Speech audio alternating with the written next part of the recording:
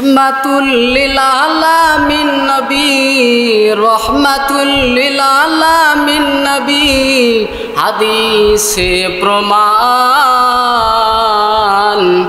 আশিক বিনে কে বুঝিবে আমার দয়ার নবীর শান, আশিক বিনে কে বুঝিবে আমার দয়ার নবীর শান। রহমাতুল লিল আলামিন নবী, রহমাতুল লিল আলামিন নবী, কোরআনে প্রমাণ। আশিক বিনে কে বুঝিবে আমার দয়ার নবীর শান, আশিক বিনে কে বুঝিবে আমার দয়ার নবীর শান। নবী আমার মদিনার বুলবুল,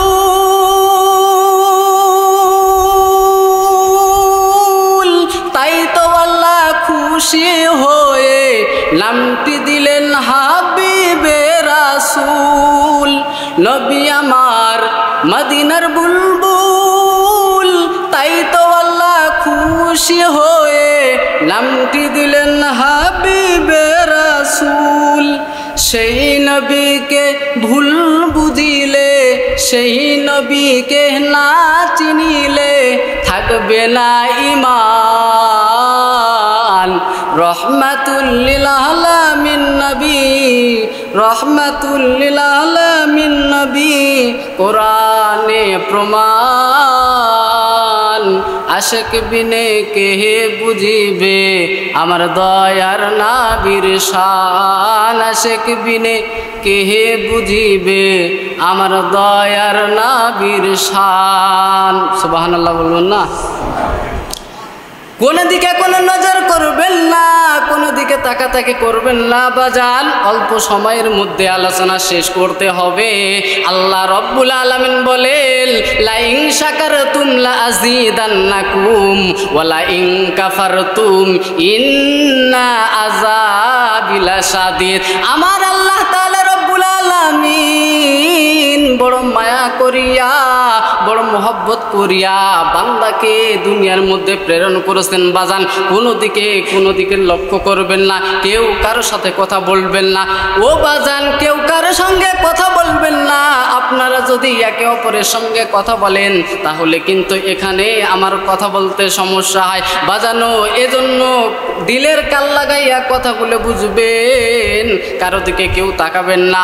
মান আরাফা নাফসাহু ফাকাদ আরাফা রব্বাহু। যে নিজেকে নিজে চিনতে পারলো, যে নিজেকে নিজে চিনতে পারলো, সে তার রবকে চিনতে পারলো। আপনি কারো দিকে তাকাবেন না, কারো দিকে দেখবেন না। আপনি কি করতেছেন সেটা দেখেন। আল্লাহ তাআলা রব্বুল আলামিন কুরআনুল কারীমের মধ্যে বলেন, লাইন শাকারতুম লাযীদান্নাকুম ওয়া লাইন কাফারতুম ইন্না আযাবি লাশাদীদ। যেই বান্দাগুলো দুনিয়ার মধ্যে আমি রবের শুকরিয়া আদায় করলো, আমি আল্লাহ তাআলা রব্বুল আলামিন ওই বান্দার নিয়ামতকে বাড়াই দেই। বলেন সুবহানাল্লাহ। এজন্য বাজানরা কিতাবের মধ্যে কিতাবের লেখক লেখেন, বনি ইসরাইল গোত্রে 3 জন ব্যক্তি ছিল। আল্লাহ রব্বুল আলামিন তাদেরকে কিভাবে পরীক্ষা করলো। আল্লাহ রব্বুল আলামিন বলেন, ওরে ফেরেশতারা যা রে যা, তাদেরকে একটু ধন সম্পদ দিয়ে একটু চেক কর, তাদেরকে একটু পরীক্ষা কর। তাদেরকে আমি আল্লাহ তাআলা রব্বুল আলামিন ধন সম্পদগুলো যে দিলাম তারা কি আমার রাস্তায় ব্যয় করে কিনা, যা রে যা। এজন্য আল্লাহ তাআলার হুকুম পাইয়া ফেরেশতারা সর্বপ্রথম ওই কুষ্ঠরোগীর কাছে যায়। কিতাবের লেখক লেখেন, কুষ্ঠরোগীর কাছে যাইয়া বলেন, ভাই আপনার কি অবস্থা, এরকম কেন অবস্থা? তো ওই কুষ্ঠরোগী বলেন, ভাই আমার এই অবস্থা, এই রোগের কারণে মানুষরা আমার সঙ্গে বন্ধুত্ব করতে চায় না, আমার সঙ্গে মিশতে চায় না। দুনিয়ার মধ্যে যদি শরীরের অবস্থা যদি খারাপ হয় তাহলে কি মিশতে চাবে? তা আল্লাহ তাআলার পক্ষ থেকে ফেরেশতা যায় বলে, আমি আল্লাহ তাআলার পক্ষ থেকে যদি চাই তাহলে তোমার এই রোগটা সারাই দিতে পারি। বলেন সুবহানাল্লাহ। এরপরে আল্লাহ তাআলার পক্ষ থেকে ওই ফেরেশতা ওই লোকের শরীরের মধ্যে হাত বুলাই দিয়েছেন। তো আল্লাহ তাআলা রব্বুল আলামিন তার শরীরটাকে সুস্থ করে দিয়েছেন। বলেন সুবহানাল্লাহ। এরপর বলেন যে তোমার কোন জন্তু তোমাকে বেশি ভালো লাগে, কোন প্রাণী তোমাকে ভালো লাগে। তো ওই লোক বলতেছে আমার হলো উট পছন্দ। উট কি? উট। তো আল্লাহ তাআলা রব্বুল আলামিন ওই ব্যক্তিকে একটা উটনি দিয়েছেন, উটনি।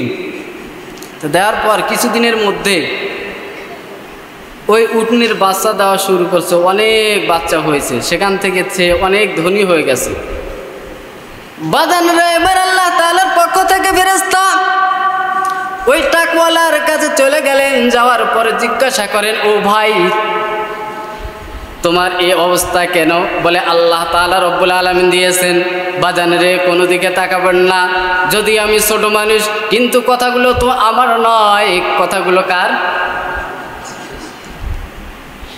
বাজান রে, এজন্য আল্লাহ তাআলা রব্বুল আলামিনের পক্ষ থেকে ফেরেশতা যখন তার শরীরের মধ্যে হাত বুলাই দিয়েছেন, আল্লাহ তাআলা রব্বুল আলামিনের পক্ষ থেকে ফেরেশতা যখন তার শরীরের মধ্যে হাত বুলাই দিয়েছেন, ওই টাকওয়ালার মাথায় সম্পূর্ণ চুলে ভর্তি হয়ে গেছে। বলেন সুবহানাল্লাহ। আল্লাহ রব্বুল আলামিনের পক্ষ থেকে ফেরেশতা এবার জিজ্ঞাসা করে, আপনার কোন প্রাণী বেশি প্রিয়? ওই টাকওয়ালা বলতেছে আমার একটা গাভী দরকার। আল্লাহ তাআলার পক্ষ থেকে ফেরেশতা তাকে একটা গাভী দিয়ে দিল। এরপরে আল্লাহ তাআলার পক্ষ থেকে তার গাভী থেকে অনেকগুলো বাচ্চা দেওয়া শুরু করলো। বাচ্চা দিতেছে এমন মুহূর্তে তার বন, তার ফার্মার বলেন, তার গোয়াল গরু দিয়ে ভর্তি হয়ে গেছে। এমন মুহূর্তে কিছুদিনের মধ্যে, কয়েক মাসের মধ্যে এসে ধনী হয়ে গেছে। বলেন সুবহানাল্লাহ। এরপর আল্লাহ তাআলার পক্ষ থেকে ওই ফেরেশতা এবার অন্ধর কাছে চলে গেলেন। যাওয়ার পরে জিজ্ঞাসা করে, ভাই তোমার যে এই রোগটা আছে আমি চাইলে কিন্তু ঠিক করে দিতে পারি। তা বলে দিলে তো ভালোই হয়। আল্লাহ তাআলার পক্ষ থেকে ফেরেশতা যখন তার শরীরের মধ্যে, তার চোখের মধ্যে হাত বুলাই দিয়েছেন, তো আল্লাহ তাআলা রব্বুল আলামিনের পক্ষ থেকে তার সম্পূর্ণ চোখটা সুস্থ হয়ে গেছে। বলেন সুবহানাল্লাহ। এরপরে বলে তোমার কোন প্রাণী বেশি প্রিয়? সে বলতেছে আমার বকরি হলেই চলবে। কি? বকরি। বাজান রে, এরপর আল্লাহ তাআলার পক্ষ থেকে ফেরেশতা তাকে একটি বকরি দিয়ে দিলেন। বকরি থেকে কিছুদিন পর তার বকরিতে, অনেক বকরিতে বন ভরে গেল, তার মাঠ ভরে গেল। কিছুদিনের মধ্যে সে ধনী হইয়া গেল। এরপর আল্লাহ তাআলা রব্বুল আলামিন বলেন, ফেরেশতা অনেক পরীক্ষা করছো, এখন চলে আয়। ফেরেশতা চলে আসছে। আসার পর কয়েক বছর অতিবাহিত হয়ে গেছে। হঠাৎ করে বলতেছে, এদেরকে যে আমি ধন সম্পদ দিলাম, তা একটু চেক করে আয়, দেখি আমার রাস্তায় দেয় কিনা। এক হুজুর ওয়াজ করতে গেছে। ওয়াজ করার পর ওই কিছু লোক থাকে, সভাপতি, কেশিয়ার, এদের বাড়িতে থাকে। তো সকালবেলা সভাপতি হুজুরকে নিয়ে গেছে, রাত্রেবেলা হুজুর বয়ান করছে, ওয়াজ করছে। সকালবেলা হুজুরকে হাঁটতে নিয়ে গেছে, যা বলতেছে, হুজুর এই জমিটা দেখতেছেন না, এটা আমার। এই জমিটা দেখতেছেন, এটা আমার। এটা দেখতেছেন না, মানে পুরো বনটাই আমার। এই মাঠগুলো আমাদের বাপদাদার সবগুলা। তা বলতেছে, হুজুর জমি সব আমাদের, কিন্তু এখানে আল্লাহর কোনো কিছু ছিল না, আল্লাহর অস্তিত্ব ছিল না। নাজুবিল্লাহ বলবেন না? আচ্ছা, আল্লাহর কিছু এটা আসছিল না। তা হারা চাচা ভাতিজেরা বুদ্ধি করি ওই ঘরটা দেখাচ্ছেন না, এটা আমারই ঘর, হারাই বানিয়ে দিচ্ছে। আল্লাহর কিন্তু কিছু ছিল না। এটা তার মানে কি বুঝলেন? মানে সব কিছু আরে আল্লাহর কিছু নাই, এরকম মানুষ আছে কিনা? আছে না? যাই হোক, আল্লাহ তাআলা রব্বুল আলামিনের পক্ষ থেকে কয়েক বছর পর ফেরেশতা আবার ওই কুষ্ঠরোগীর কাছে চলে আসছে। যার পর বলতেছে, ভাই আমি তো সফরে আসছিলাম, তো আমার কাছে এখন কিছু নাই, ধন সম্পদ মানে টাকা সব শেষ হয়ে গেছে। তো আল্লাহ তাআলা তো আপনাকে অনেক ধন সম্পদ দিছে, কিছু আল্লাহর রাস্তায় আমাকে দেন। বলে, তুই পাগল হয়েছিস? জানিস না এই বাপদাদা, মোর বাপদাদার কতগুলো ধন সম্পদ আসছিল আগে? এই গ্রামের মধ্যে সবচেয়ে ধনী ব্যক্তি হারা। আর তোর দেওয়ার এখন সময় নাই। আল্লাহ মানে আল্লাহর নাশুকরিয়া আদায় করছে, কি দিতে আর চাইল না। আল্লাহ তাআলার পক্ষ থেকে ফেরেশতা যখন ওই কুষ্ঠরোগীর কাছে চলে আসছে, যাওয়ার পর বলতেছে আল্লাহর নামে কিছু আমাকে দাও। ওই লোকটা অস্বীকার করলো, বলতেছে এই ধন সম্পদ আমার পূর্বপুরুষদের ছিল, তার ধারাবাহিকতায় আমি পাইছি। এরপর আল্লাহ তাআলা রব্বুল আলামিনের পক্ষ থেকে ফেরেশতা জানাইয়া দেয়, যদি তাই হয় যদি এই ধন সম্পদ যদি তোর পূর্বপুরুষদের হয়ে থাকে তাহলে তুই আগের অবস্থায় ফিরে যা। আল্লাহ তাআলা রব্বুল আলামিনের পক্ষ থেকে ওই লোকটাকে আল্লাহ তাআলা আবার পুণ্যের ন্যায় করে দিয়েছেন। বলেন নাউজুবিল্লাহ। আল্লাহ তাআলা রব্বুল আলামিনের পক্ষ থেকে এবার ফেরেশতা ওই টাকওয়ালার কাছে গেছেন, যাওয়ার পর বলতেছেন ভাই আমি তো মুসাফির মানুষ, আমার তো ধন সম্পদ সব শেষ হয়ে গেছে, আমাকে বাসায় যে ফিরে যাব এমন কোনো আসবাবপত্র আমার কাছে নাই। আল্লাহর নামে শপথ করে বলতেছি, ওই আল্লাহর নামে আপনার কাছে আমি চাইতেছি কিছু আমাকে দিয়ে দেন, আমি এটা নিয়ে আমার বাসায় আমার গন্তব্যে পৌঁছে যাবে। ওই লোকটা অস্বীকার করলো, বলতেছে না না না, এই ধন সম্পদ তো আমার পূর্বপুরুষদের ছিল, এই ধন সম্পদ তোমাকে আমি দিতে পারবো না। আল্লাহ তাআলা রব্বুল আলামিনের পক্ষ থেকে ফেরেশতা জানাইয়া দেয়, কিরে কি তুই তো কয়েক বছরের টাকওয়ালা ছিলি, তোর মাথায় তো চুল ছিল না, যার কারণে মানুষ তোকে ঘৃণা করতো। আল্লাহ তাআলার পক্ষ থেকে একজন মানুষ তোমাকে এই চুলটা সম্পূর্ণ করে দিয়েছেন। বলেন সুবহানাল্লাহ। আজ তো তুই সেই রবকে ভুলে গেছি।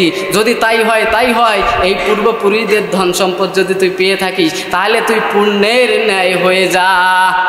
আল্লাহ তাআলার পক্ষ থেকে ওই টাকওয়ালা পুণ্যের ন্যায় ফিরে গেছে। ওই টাকওয়ালা যেই টাকওয়ালাই ছিল ওই রকমই হয়ে গেছে। এরপরে কিছুদিন পর ফেরেশতা ওই অন্ধর কাছে আছে। কার কাছে? কি বিরক্ত হচ্ছেন?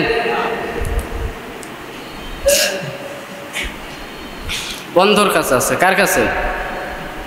অন্ধর কাছে আসার পর বলতেছে ভাই আমি তো মুসাফির মানুষ, আমি সফরে আসছিলাম, সফরে আসার পর আমার এখন করুণ অবস্থা, সব কিছু শেষ হয়ে গেছে, আল্লাহর নামে আপনার কাছে আমি কিছু চাইতেছি, আমাকে কিছু দিয়ে দাও।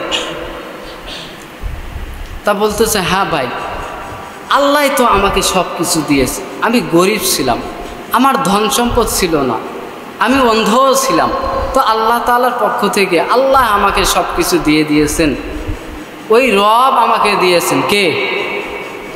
তোমার কি দরকার? তোমার যা কিছু লাগে সব কিছু তুমি নিয়ে যাও।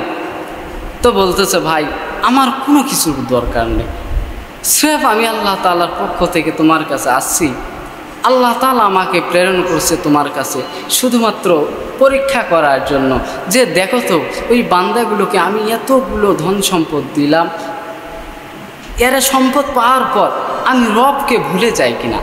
তো আমি তো ওই সেই রবের পক্ষ থেকে আসছি, তোমার ধন সম্পদ আমার লাগবে না, তোমার ধন সম্পদ তোমার কাছেই রেখে দাও, তুমি তো ইমতিহানের মধ্যে কামিয়াবি অর্জন করছো, এই ধন সম্পদ আমার লাগবে না, তোমার ধন সম্পদ তোমার কাছে রেখে নাও। আর ওই যে দুইজন ব্যক্তি তারা হতভাগ্য, তারা আল্লাহ তাআলার নিয়ামত পাওয়ার পর নিয়ামতের শুকরিয়া আদায় করছে না, এজন্য আল্লাহ তাআলা রব্বুল আলামিন তাদেরকে পুণ্যের ন্যায় করে দিয়েছেন। এখন আপনাদেরকে বোঝার বিষয় যে আল্লাহ তাআলা আমাদেরকে যা কিছু দিয়েছে, যাই দেখ, অনেক সময় তো গরিব মানুষ ভাবে যে আইরে এমন করুণ অবস্থা, লবণ আনতে পান্তা ফুরায়, পান্তা আনতে লবণ ফুরায়, আল্লাহ কি আমাকে একটু ধন সম্পদ দিতে পারতো না? দিলে কি ক্ষতিটাই হইতো আল্লাহ তাআলার? আল্লাহ তাআলা না, আল্লাহ তাআলার কাছে তো সব কিছুই আছে, রব চাইলে তো সব কিছুই দিতে পারতো, তো আমাকে এই রিক্সাওয়ালাটাই বানাইলো। আছে কি না এরকম? কষ্টে পড়লে আবেগিকতা খুব বাইর হয়। তা রব বলতেছি, কে? রব বলতেছি তোমরা দুনিয়ার মধ্যে কষ্ট পাইতেছো, হাদিসের মধ্যে আছে, আমার কথা নয়, কথাগুলো যদি আমি সাধারণ মানুষে বলতেছি, কিন্তু কথাগুলো তো কিতাব হাদিস থেকেই বলি। গরিবেরা ধনী লোকের 500 বছর আগেই জান্নাতে যাবে, সুবহানাল্লাহ বলে। এটা হলো রবিউল আউয়াল মাস, ঠিক না ভাই? এখনো শেষ হয় নাই কিন্তু। তো একটা হলো যে আমরা প্রত্যেকটা ক্ষেত্রে নবী আল্লাহ তাআলা যে ধন সম্পদ যাই দেখ এটার উপর সন্তুষ্ট থাকবো আর রবের শুকরিয়া আদায় করবো। পারবো কি না? ইনশাআল্লাহ। ইনশাআল্লাহ বলেন, আওয়াজ দিতে হবে, ইনশাআল্লাহ বলেন সবাই। ইনশাআল্লাহ বললেন, গুনাহ হলো না সওয়াব হলো? আল্লাহ শব্দ উচ্চারণ করলেন, আমার কথা নয়, ইউটিউব গুগলে সার্চ দিয়ে দেখবেন যে আল্লাহ শব্দ যখন কোনো বান্দা উচ্চারণ করে, তো এই যে মানুষ ডায়াবেটিস হয়, ক্যান্সার হয়, হাঁপানি হয়, যত রোগ, বড় বড় রোগগুলা হয় না, আল্লাহ শব্দ যদি কেউ নিয়মিত উচ্চারণ করে তাহলে তার এরকম রোগ আর হবে না। সুবহানাল্লাহ বলেন। আমার কথা নয়, একটা নতুন একটা ডক্টর বাইর হয়েছে, নামটা আমার স্মরণ হচ্ছে না। এই লোকটা হলো কি, কুরআনুল কারিম দিয়ে চিকিৎসা করতেছে। মানুষ তো এই যে হাসপাতালে যাবেন, কি সমস্যা, খালি টাকা দাও আর টাকা দাও, এটা পরীক্ষা 10,000, এটা 7,000, 8,000, 20,000, মানে খালি টাকা, এটা ঢুকায় ওটা ঢুকায়, খালি ঢুকে। তো ওই লোকটা আসছে, মানে কোনো মেশিনের কোনো কারবার নাই এখানে, শুধু কুরআনুল কারিম থেকে কিছু আয়াত তেলাওয়াত করতেছেন আর তার শরীরের মধ্যে ফু করতেছেন, সঙ্গে সঙ্গে মানুষ ভালো হয়ে যাচ্ছে। সুবহানাল্লাহ। ওই লোকটা আমাদের দেশে আসবে আলহামদুলিল্লাহ। সে একটা বুঝলাম যে শুকরিয়া আদায় করতে হবে, ঠিক না? আর 2 নাম্বার হলো নবীর মহব্বত অন্তরের মধ্যে থাকতে হবে। আল্লাহ তাআলাকে মানলেন, নবীকে মানলেন না, তাহলে লাভ হলো? মান আহাব্বানি সুন্নতি ফাকাত আহাব্বানি ওয়া মান আহাব্বানি কানা মাইফিল জান্নাহ। নবীকে ভালোবাসতে পারলেই সফলতা। নবীজি যখন মেরাজে গমন করছেন, কোথায়? মেরাজে যখন নবী করিম সাল্লাল্লাহু আলাইহি ওয়াসাল্লাম গমন করছেন, গেছেন, তো নবীজি হাঁটার আগে আগে একটা আওয়াজ শুনতে পাইলেন। কি? তা নবীজি জিজ্ঞাসা করলেন, এই পায়ের আওয়াজটা কার? তো আল্লাহ তাআলা রব্বুল আলামিন বলেন যে আপনার প্রিয় সাহাবী বেলালের। কার? বেলাল কি আমাদের মতো ধনী ছিল? বেলাল কি আমাদের মতো এরকম যে আমরা আরাম আয়েশে আছি, এরকম আরাম আয়েশে ছিল? ছিল না তো। উমাইয়ার গোলাম ছিল। তো যখন মুহাম্মদ নবীর প্রেমে আসক্ত হইয়া গেল, তো তাকে আর কিছু ভালো লাগে না, সবসময় মুহাম্মাদের প্রেম গুণগান। এই কথা যখন তার মনিব উমাইয়া শুনতে পাইল যে বেলাল তুই নাকি ইসলাম ধর্ম গ্রহণ করছিস, ওই মুহাম্মদ ওই রাখালের ধর্ম তুই গ্রহণ করছিস, তুই ইসলাম ধর্ম ছেড়ে দে। বেলাল বলে, না, এটা সম্ভব নয়। যে মুহাম্মাদের রবের প্রতি আমি একবার ঈমান এনেছি, জীবন চলে যাবে কিন্তু আমি কোনোদিন ঈমান ছাড়ব না। বলেন সুবহানাল্লাহ। এই কথা যখন বলছে, বলে বেটা আমার খাস, আমার পরিসর, আমারই বদনাম, আমারই নাফরমানি করিস, এত বড় সাহস, আমি তোকে লালন পালন করি। এই শাস্তি দেওয়া শুরু হয়ে গেল। গরমের উত্তপ্ত বালুর মধ্যে বেলালকে শুয়াইয়া দিচ্ছেন। বেলাল শুধু মুখ দিয়ে উচ্চারণ করছে, আহাদ আহাদ। আমরা পারবো? এখন একটা কথা বললেই আপনারা মনে হয় কি যে চিন্তা ভাবনা করবেন আল্লাহ জানে। আমার কথা নয়, তিরমিজি শরীফের মধ্যে আসছে যে সরাসরি আমি কিন্তু সেদিনেই পড়ছি, মানে আপনার যেটা পড়ছি সেটা আপনাদেরকে শোনাচ্ছি। যেই কওমের নেতৃত্ব কোনো মহিলা দেয়, সেই কওমে কোনোদিন সফলতা বয়ে আনতে পারে না। কি বুঝলেন? যেই কওমের নেতৃত্ব, প্রধান বিচারক হবে কোনো মহিলা, সেই কওমের মধ্যে, সেই সমাজে কোনোদিন শান্তি আনবে না। এখন যদি সেটাই হাদিসের কথা হয়, তাহলে আমাদের সব জায়গায় তো মহিলাই চলে। প্রধানমন্ত্রীটাকে বা কে? আর আল্লাহর রাস্তা তো মহিলা ছাড়া আমার দেশত মানে কোনো পুরুষ নাই, সব হিজড়ে। কথা রাগ হচ্ছেন? পুরুষ আছে? হাদিসের মাসালায় হুজুর এইভাবে বুঝাইছে যে গ্রাম ইউনিয়নের মহিলা ভাইস চেয়ারম্যান এগুলো হইতে পারে, কিন্তু প্রধান যে থাকবে সে কোনোদিন